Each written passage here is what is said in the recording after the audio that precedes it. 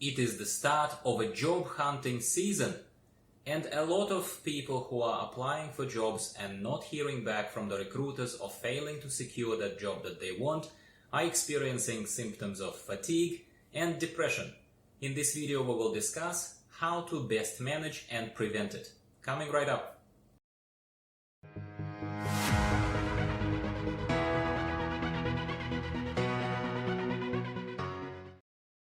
Hello everyone and welcome back to the channel. My name is Dmitry. In case you are new here, I am the founder of Join Agile Initiative, Agile Coach, Career Coach and Transformation Leader.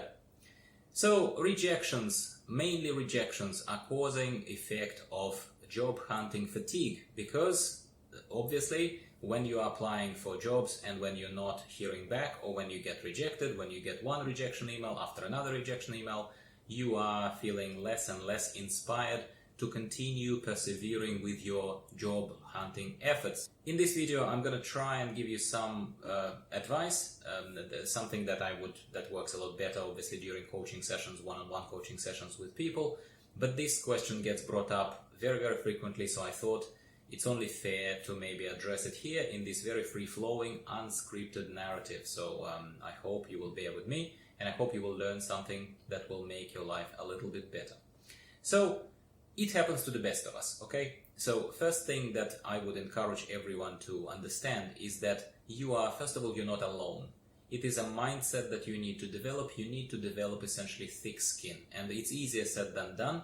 It comes from practice. It comes from specific positive self-talk that you need to start exercising. There is no specific script that I can give you what to say to yourself, but essentially I can only encourage you as a point number one to make sure that you do not feel like a victim. You need to understand that this is happening to the best of us, okay? That the numbers are not in your favor. The market is saturated with highly qualified candidates who also have all imaginable certifications, all imaginable qualifications, and fairly impressive work history. Which is why if you are a little bit late to the party, if your CV is not really up to scratch, if you simply applied for the job too late and there were too many applications simply sitting in the mailbox or on the very front page of the CV sorting software that the recruiter might be using, there are lots of application receiving portals, applications,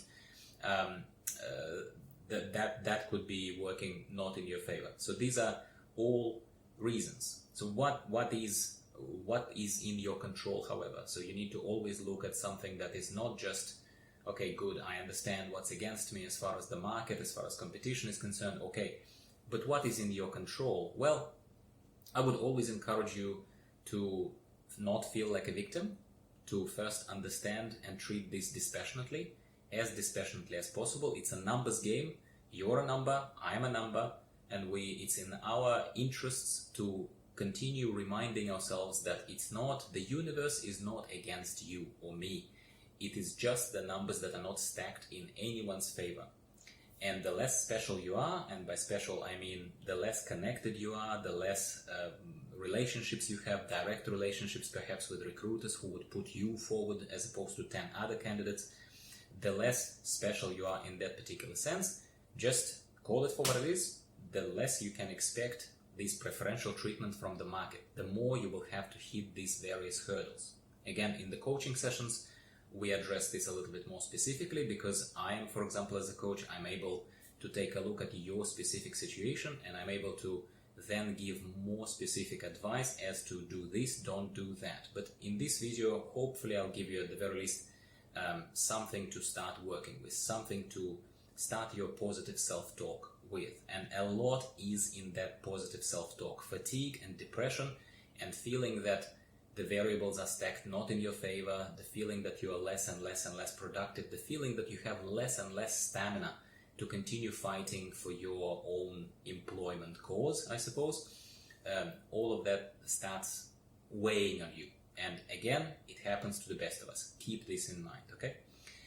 One of the primary weapons that you have to use in your favor and to kind of rely on, I suppose, in this virtual battle for employment, let's say, against other candidates, okay, is your CV. unsurprisingly, it's your CV. I talk about this in my books. I talk about this on this channel. I talk about this during one-on-one sessions with people. Do not underestimate the value of a clean, properly prepared, properly kept up-to-date CV. And these days, LinkedIn profile also makes a significant impact on how the recruiters or hiring management of the companies, how they perceive you. And guess what? If you are not special, not connected, not somehow otherwise standing out, be realistic about yourself, and your CV is old, hasn't been updated, or you thought, it'll do, it's good enough. Good enough is not good enough in 2020. If I can give you one corny phrase to remember from this video, it's that.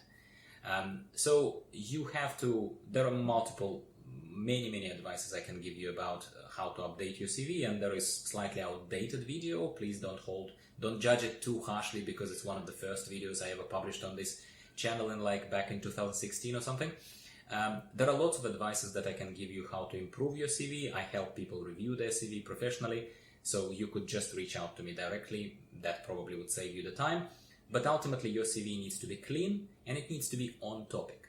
Your CV cannot be a one-size-fits-all. I could not overstate this enough. When you're applying for different roles, when you're applying for different companies even, and these companies emphasize specific experience or specific type of personality of the candidate that they are after, sometimes and quite often, if you pay attention, their job ads would be talking about this. If you pay attention to those, and if you even slightly tweak and pivot your CV in your favor, something, answering effectively questions that the potential employer is asking you. How are they asking you those questions? Well, sometimes you're lucky enough to have a conversation with the recruiter and they'd offer you some insight. And sometimes all you have is just that job ad that you're applying for on seek.com.au or any other job ad website that you are using. So if you pay attention to the description of the role, if you pay attention to the company description that usually follows the quick job description and quick job requirements, they often put blurbs about the company, who we are, type of stuff. If you pay attention to those, there is a lot of information there, trust me, that could allow you to stand out, to become a little more special, using the same language throughout the video, where your cover letter, which is not optional, spoiler alert, cover letter needs to be attached to your application wherever it's allowed. Again, reasons are numerous, and I would save it for personal conversation with you or for some other video, because that's a separate rant for another time. Your cover letter is required and your CV needs to be top-notch. It needs to contain all the relevant information that addresses whatever that employee wants, and it needs to really hit the spot there. It needs to very quickly answer all the right questions, otherwise it ends up in the bin and they go on to the next candidate, because there are way too many candidates these days. This is part of the reason why you're getting these rejections. It's not that something is wrong with you. It's just that the criteria, the selection criteria, the sorting out criteria are a lot higher and a lot more ruthless. Ruthless is the word, okay? So if you're experiencing too many rejections, if you think that you've done your best with your CV, if you think that you are attaching cover letter, if you're following this basic type of advice, and if you think nothing is wrong, one of the things that I probably should have mentioned a little earlier, but better late than never, be realistic about your qualifications. Be realistic of what are you applying for. Are you actually good enough for this role? And that is not a trick question. And it is not something that you should be defensive about. Look at it objectively, dispassionately, as I said before. Look at it dispassionately. Think about yourself as a product. You are the seller and you are the product, but you are selling yourself as a product. Are you good enough for this job description? Realistically, when you look on the market, when you look at your fellow colleagues, or your network of people with their own qualifications, their own kind of career pursuit on LinkedIn or elsewhere, do you think that you are qualified? Do you think that your qualifications, your certifications, your prior experience is reflected well enough? First of all, that it's not all in your head. It's reflected well enough in your cover letter and in your CV. And are you ready to present yourself well? But that is the next stage. Yeah, that's the interview. We are right now talking about the fatigue and depression that comes from silence. We're talking about when you're not getting anything, or when you get one rejection after another rejection after another rejection. So if you believe that you are qualified, your CV is good enough, you are on point, it's just a matter of the numbers that are stacked against you, right? Then I can finally offer you the following kind of points, which again are fairly obvious, but somebody often needs to tell us externally so that it resonates with us. First of all, as I said already, don't feel a victim. You're not special. I am not special. Numbers are stacked against us. We just have to play the numbers game, unfortunately. You have to make sure that your CV is updated. But in this particular case, we're assuming that you have done it. You either reached out to me or to some other people, but your CV is up to date. Slow down. Slow down. It's as simple as that. When you're playing a numbers game of looking for work, of applying for different jobs, when you're barraging the variety of recruiters sitting there behind those job ads that you're seeing on seek.com.au, on linkedin.com, you might be throwing too many numbers, okay? And by that, here's what I mean, okay? So you have to play the game in order to win. That goes without saying, I hope. So you have to throw these numbers in a numbers game in order for these numbers to start working in your favor at some point. I am not saying suddenly don't. All I'm saying is that when you realistically start noticing that you become resentful to the process, that you become irritable, tired, simply tired, that you cannot even think, that you roll your eyes either kind of inside of your own head or kind of actually rolling your eyes, yeah, whenever you think, here is another application I have to apply for. When you start seeing these little signs, these behavioral signs that tell you that you start burning out, you become resentful, might be a strong word, but sometimes it can lead to that. But when you start feeling evidently fatigued, you have to slow down. Yes, theoretically you are going to reach less recruiters, less hiring management, fewer people with your CV and with your applications, sure. However, the more of these applications you're going to shoot out into the dark, the more potential rejections, the more potential negative result is going to come back. I hope that's also pretty obvious. So just stop and think for a second. If you are burning out, if it's a time for a pivot, if it's a time just to take a breath and just to let yourself regroup, maybe revisit your CV again. Maybe you think it's good enough. Maybe it's not. Maybe you need to have someone review this CV, a colleague, a coach, someone else, yeah? Taking a pause in that moment, usually, I'm not going to say it's a rule of thumb, but I'm going to say that usually it leads to better results. You feel a lot less resentful to the recruiters, to the hiring management, if and when you get to the interview stage. When people interview you, you seem less agitated, you seem less fatigued and tired, and trust me, because I interviewed people and it comes across, okay? It comes through. Your energy level, how much you wanted this interview, how desperate you are, that stuff, unless you're a world-class actor, okay, that comes through. So for you to save your own sanity at the expense of not sending out 5, 10 extra applications for some roles, waiting, yeah, it usually pays back tenfold. Yeah, it does. As a rule of thumb, if I had to give you kind of a ballpark recommendation here, I would say if you have some leads, and by leads I mean, say you have applied for roles and you have gone through to the next round, or you've spoken to the recruiter and they're saying to you, okay, hi, like they might have spoken to you on the phone, yeah, or in person even, because a lot of recruiters suggest to meet in person. Some of them can't even represent you to the employers until they meet you in person, which I think is a very good practice. It respects both you and their client. So I think that at that particular stage, it is very important to be appreciative of that lead, active lead that you've just generated. Give yourself a virtual or physical pat on the back.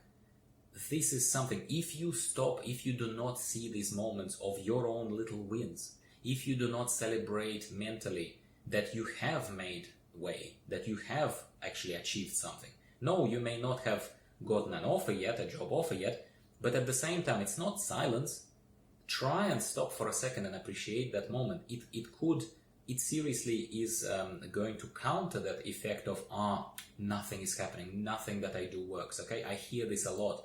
And I'm telling you that when you allow yourself to think that way, and when you allow yourself to not see those little wins that you're having, then you're only hurting yourself.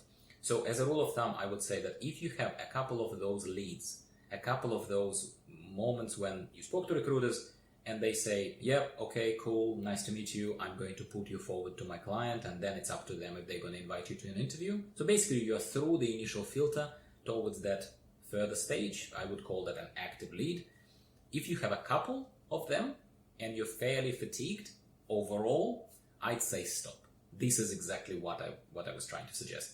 So that would be the rule of thumb. Couple of active leads, be grateful for them, be proud of what you've done so far. In this market, this is probably as good as it's going to get until you actually get through to the interview rounds, and until you can have even more of a celebration, even more of a feeling that you are doing well.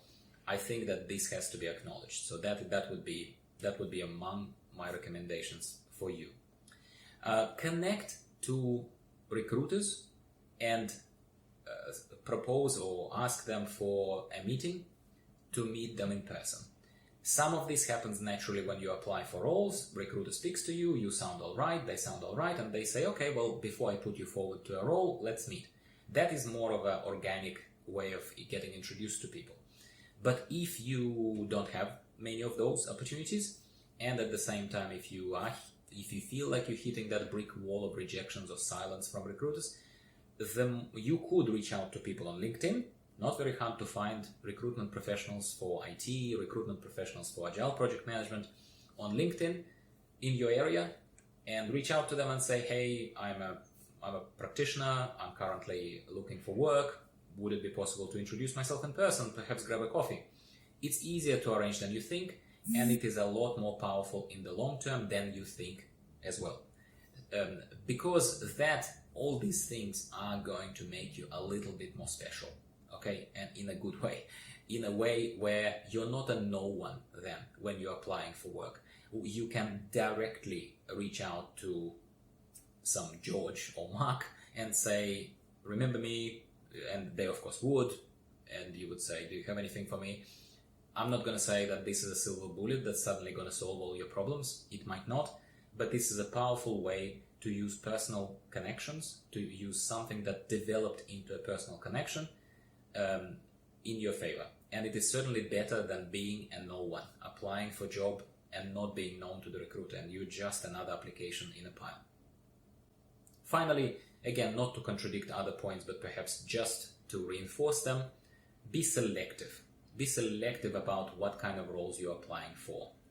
This is, again, what's the bottom line of this? We are trying to reduce the number of potential rejections. We're trying to increase the number of leads that actually have a potential to yield some positive result. Because in many cases, a lot of people, they simply apply for everything. They apply for everything. For example, they have only been in telecommunications industry, and they will be applying for a role that seems to be like their type of role, say project manager, or say Scrum Master, or business analyst, or let's say in an ad that specifically says agency environment, and agency experience mandatory. Yeah, a lot of ads say that really upfront. So people who are desperate, people who are not managing their fatigue in a smart way, they would just apply because it said project manager, right? Well, wrong, because you don't have agency experience. You may not even know what it means, but they do. Yeah, your CV, your cover letter, anything else doesn't say a word about how you're going to tackle this, presumably, and that automatically generates a rejection for you. So when I say be selective, I mean look out for those things where you cannot stretch. Look out for those things that even you can tell, nah, I'm probably not gonna get this. This is not to say that you shouldn't try, but the example that I just gave you is actually a very good example that specifically highlights a practically guaranteed failure. So I do not want you to disregard this and simply shoot into the dark anyway, yeah? If you're fatigued. If you're not, if you're still generating numbers and you think again that you have reasonable chances of succeeding because no, perhaps you don't have agency experience, but you can highlight how you're going to deal with this and what you had instead of that type of experience in your cover letter, that might work in your favor. You might get through. But in a state of being semi-depressed and being fatigued, it could work against you because it's a practically guaranteed rejection. Okay? That's what I'm trying to say to you. Final word, just like I said, slow down. Next level from slow down is take breaks. Take breaks. Don't apply. Okay? It's what I said before with a couple of positive leads, perhaps. Let's go back to that. When you have a couple of positive leads, they haven't resulted in a job offer yet, but you have been plowing ahead and trying to apply for things and kind of exhausted yourself with this mentally, criticizing yourself, critiquing yourself. Don't do that, okay? Feeling special in a bad way, special in a way like what's wrong with me type of stuff. I'm telling you this because it happens to the best of us, okay? Stop that. Stop that. Don't hurt yourself additionally. You do not need this kind of stuff. Numbers are stacked against you. Numbers are stacked against me, okay? This is where it's important to take those breaks, to acknowledge some wins that you have. You have a couple of good leads. Be very happy about yourself. Be grateful to the universe. Take a break for a week. Don't apply. Don't apply. Let any of those passive numbers that perhaps accumulated in the background from your applications that you've done to date, let them come back to you with something.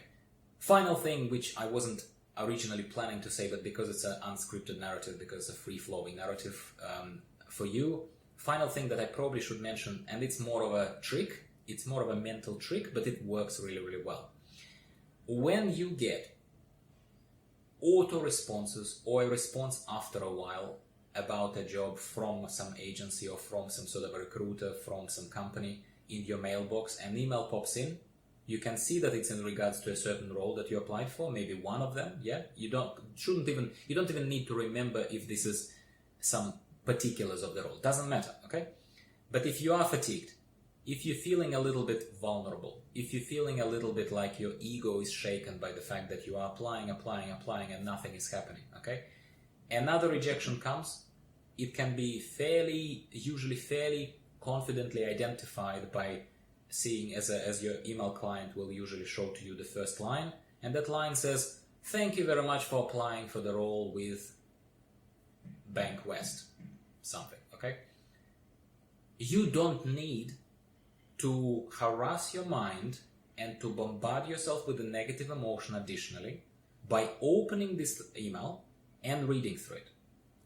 If somebody wanted to give you valuable feedback on why are you not a preferred candidate and where you should take that feedback and where you should perhaps consider it, if it's something that is not just a write-off, not just something a default response, yeah, you should seek that feedback. That's cool.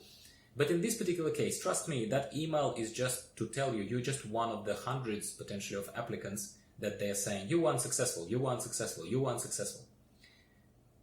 The trick, the very easy trick but very powerful trick that I'm going to give you here is do not open the email. It's as simple as that. You see the heading, you see, "Thank you for your application." Well, guess what? They're not going to offer you a role there, would they? They're not going to say, "Thank you for your application. By the way, we'd like to offer you a role." No, you would have received a phone call about this. Guaranteed. So in this particular case, when you know it's yet another rejection that just popped in, don't even let your eye particularly focus on it. You just saw it with your peripheral view. The more peripheral, the better, okay? And you delete it. Delete it. Because that's when it becomes already a game. If they didn't give you the time of their day to speak to you, provide you with some more information about why perhaps you were not qualified enough or whatever, something was missing, but they would love to keep in touch, trust me, they would make a lot more personable attempt to contact with you. A lot of HR, a lot of recruitment companies, a lot of recruiters would call you back. They would call you to have a conversation with you. But if they didn't bother, mental state of yours to be more resilient, to be more kind of thick-skinned, in this case is not a good word, but this is what we need to survive through this onslaught of rejections, onslaught of the negative information. You need to find ways to filter these things out,